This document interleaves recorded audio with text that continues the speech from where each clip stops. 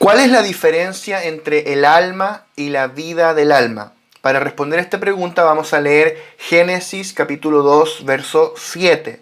Dice, entonces Jehová Dios formó al hombre del polvo de la tierra y sopló en su nariz aliento de vida y fue el hombre un ser viviente. Cuando Dios creó al ser humano, lo primero que hizo fue crear el cuerpo del hombre, del barro o del polvo de la tierra. Luego sopló en él aliento de vida. Este aliento de vida es el espíritu del hombre.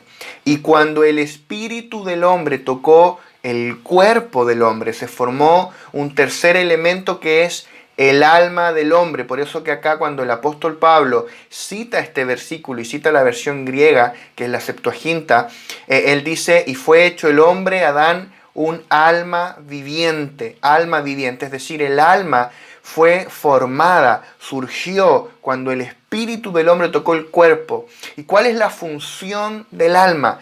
Conectar el espíritu y el cuerpo, es expresar aquello que está en el espíritu para que pueda ser ejecutado por el hombre en este mundo terrenal. Entonces el hombre es un ser tripartito, tiene tres partes, espíritu, alma y cuerpo, y cuando Dios creó a Adán y a Eva, antes de que ellos cayeran, ellos expresaban este diseño, funcionaban en este diseño original para el ser humano e integral, espíritu, alma y cuerpo.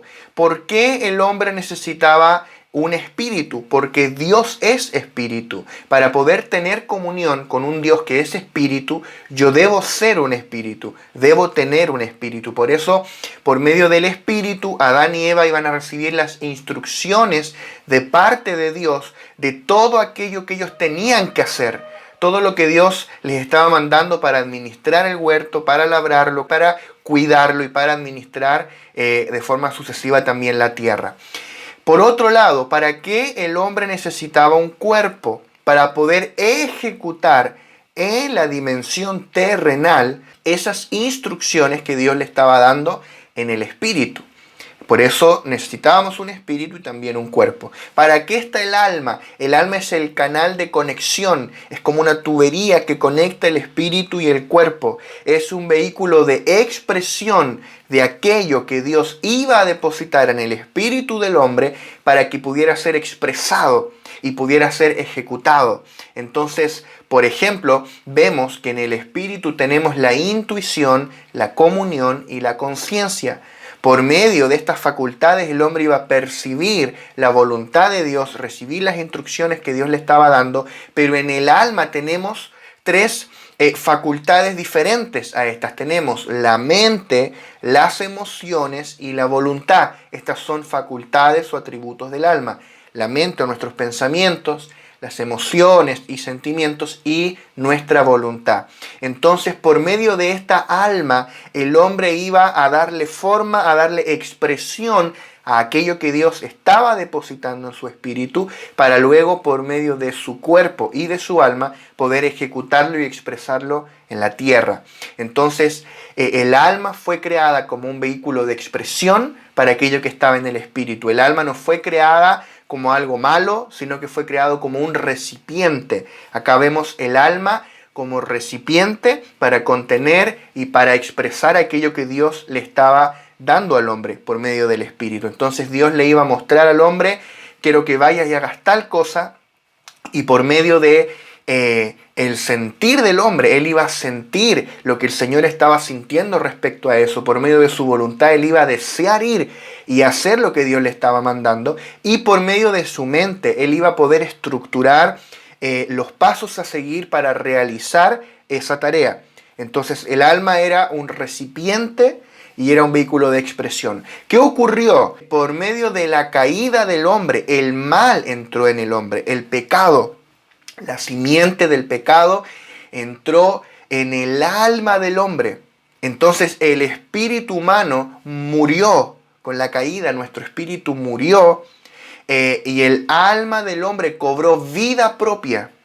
El alma cobró vida propia y se volvió la vida misma del hombre. Es lo que nosotros llamamos la vida del alma. Es una vida adámica, es una vida caída, una vida corrupta, una vida pecaminosa cuyos pensamientos son de continuo inclinados al mal, como dice la palabra en Génesis capítulo 6. Esa es la vida del alma. Es el alma que antes era un recipiente, meramente un recipiente que expresaba. Las facultades del alma eran facultades de expresión, pero ahora el alma cobró vida propia.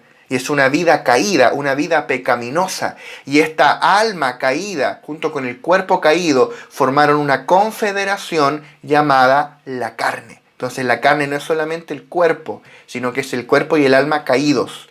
Esos deseos, esa concupiscencia que habla la palabra son los deseos de la carne. Y muchas veces no tienen que ver con asuntos físicos, sino también con asuntos del corazón, con asuntos internos. Entonces, muy bien, tenemos acá la vida del alma. Es una vida corrupta, una vida inclinada al pecado, una vida carnal. Por eso la palabra dice que cuando Jesús estaba enseñando, Él dijo, si alguno quiere venir en pos de mí, niéguese a sí mismo, tome su cruz y sígame, porque todo aquel que pierde su vida por causa de mí, la hallará. Cuando dice ahí el que pierde su vida, la palabra que él ocupa en griego es psique, que significa alma. Entonces está hablando de ahí el que pierde su alma o la vida del alma. No está hablando ahí, cuando dice el que pierde su vida, de tu vida biológica. Hay un término en griego para eso que es bios, la vida biológica. O sea, no está hablando de que a ti te maten, no está hablando de eso. Está hablando de que la vida del alma debe morir, la vida del alma debe ir a la cruz para que yo pueda seguir al Señor. Entonces tenemos dos cosas que no son lo mismo. Por un lado tenemos la vida del alma que nos gobierna. Nosotros llegamos a Cristo con un espíritu muerto, con una vida del alma gobernando nuestro ser y con un cuerpo esclavo de los deseos del alma. Y Cristo se impartió en nuestro espíritu como vida, nos regeneró. Y ahora Él, desde el espíritu, está comenzando a leudar nuestra alma, a conquistar nuestra alma, a transformar, reconfigurar nuestra alma. Entonces, esa vida del alma, ¿cuál es la solución de Dios? La solución de Dios no es mejorarla, no es cambiarla, retocarla un poco, no, es llevarla a la cruz. La solución para la vida caída del alma es cruz. Para la vida psique, la vida del alma, debe morir, debe experimentar cada vez con mayor eficacia el poder todo inclusivo de la cruz de Cristo, operando sobre todo lo adámico en nosotros, a fin de manifestar su vida.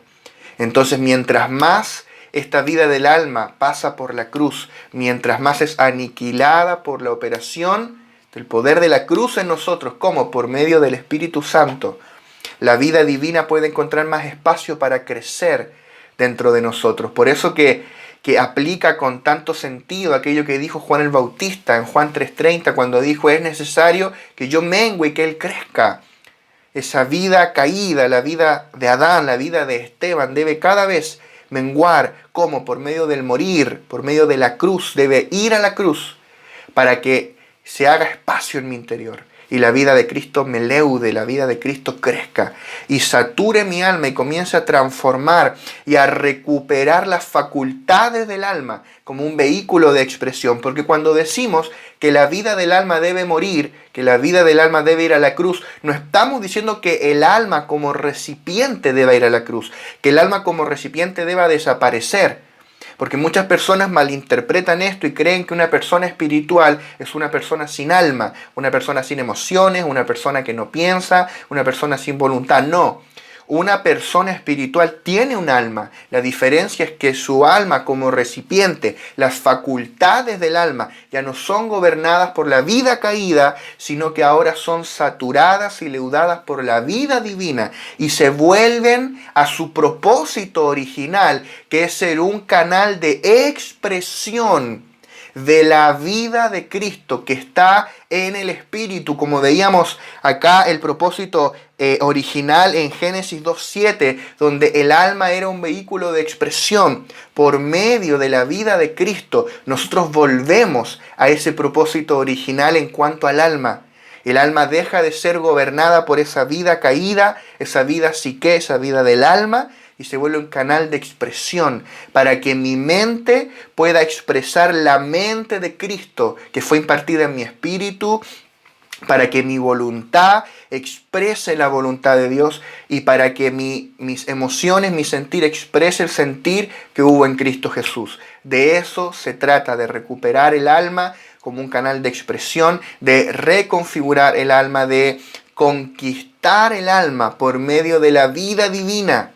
Entonces, el ámbito donde el reino de Dios está siendo establecido en esta era no es en las esferas políticas, no es en ese tipo de ámbitos, sino es dentro de mí. Mi alma es el territorio en donde se está expandiendo el reino, donde el rey está expandiendo sus dominios, donde está saturando y leudando con su vida divina, para que todo nuestro ser sea una expresión y que el alma ya no sea el que me gobierne, sino que sea saturada, llena de la vida divina y sea el Espíritu el que me gobierne. Y yo voy a seguir siendo un ser humano que tiene un alma, que va a tener pensamientos, que va a tener sentimientos, que a veces vamos a estar felices, a veces vamos a estar tristes, nos van a ocurrir cosas, pero vamos a vivir con nuestra alma gobernada por el Espíritu, tal como lo hizo el Señor Jesús cuando Él estuvo en esta tierra.